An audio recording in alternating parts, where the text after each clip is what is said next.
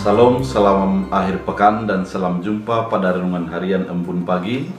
Mari sepanjang hari ini kita menjalani aktivitas kita, tentunya dengan tuntunan firman Tuhan yang tetap menyegarkan kita. Sebelumnya kita bersatu di dalam doa. Damai sejahtera Allah yang melampaui segala akal dan pikiran, itulah yang memelihara hati dan pikiranmu dalam Kristus Yesus Tuhan. Amin.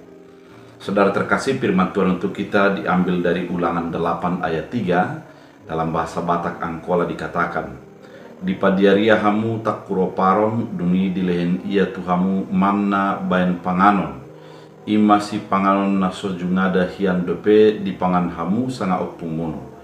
Na mangajari hamu do umbayan di patupa Tuhan songoni, bahaso nada hum sian roti sajojol mangolu, tapi sian sude nanidok ni Tuhan."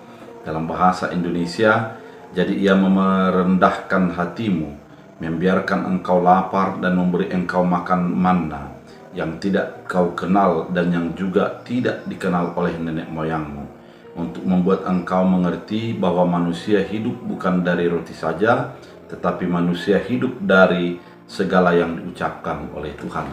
Demikian firman Tuhan. Saudara terkasih di dalam Kristus Yesus, mungkin kita memiliki pengalaman yang begitu unik yang dihadapkan dengan makanan. Sebagaimana orang Israel ketika mereka berangkat dari Mesir sampai di padang gurun, mereka bersungut-sungut karena tidak ada yang akan dimakan. Kemudian Allah mendatangkan manna, dan ternyata manna itu belum pernah dilihat, belum pernah dimakan oleh umat itu. Namun ketika mereka memakannya, mereka kenyang, mereka bisa kuat kembali untuk melanjutkan perjalanan. Dan Tuhan mengingatkan pada kali ini bahwa ketika mereka berpikir bahwa kehidupan itu hanya bisa disambung dengan roti, sebagaimana makan roti di dalam tradisi keyahudian pada saat itu.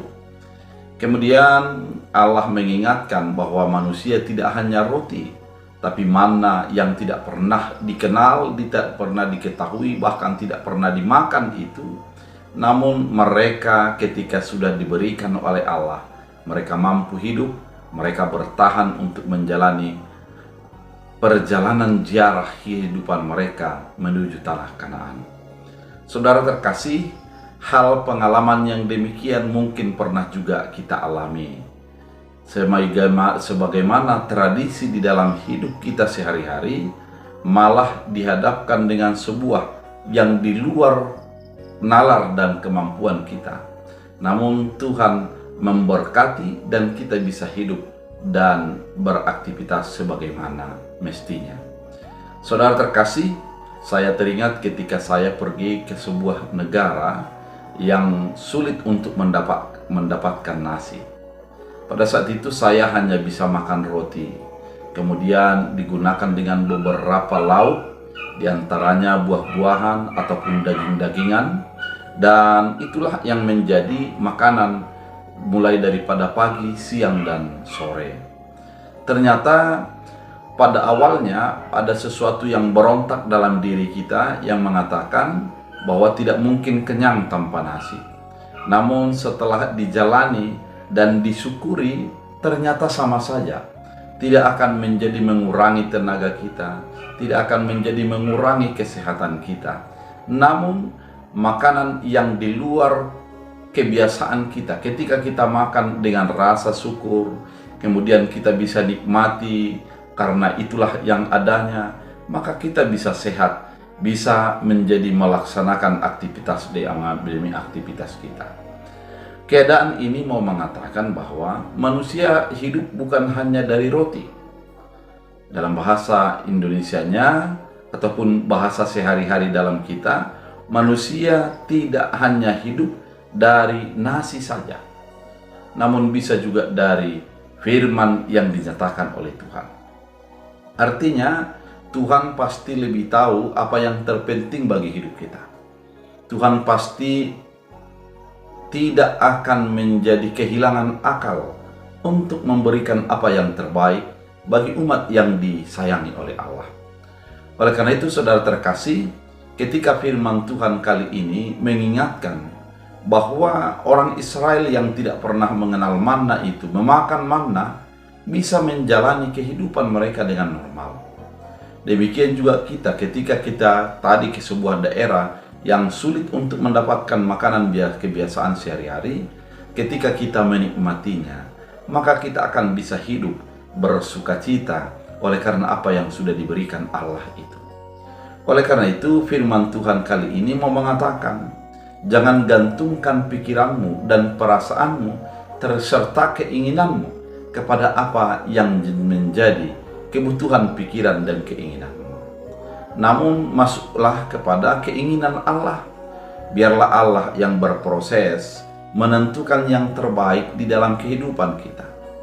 Kita hanya menjalani, kemudian merasakan bahwa kita tidak sendiri dalam menjalani kehidupan ini.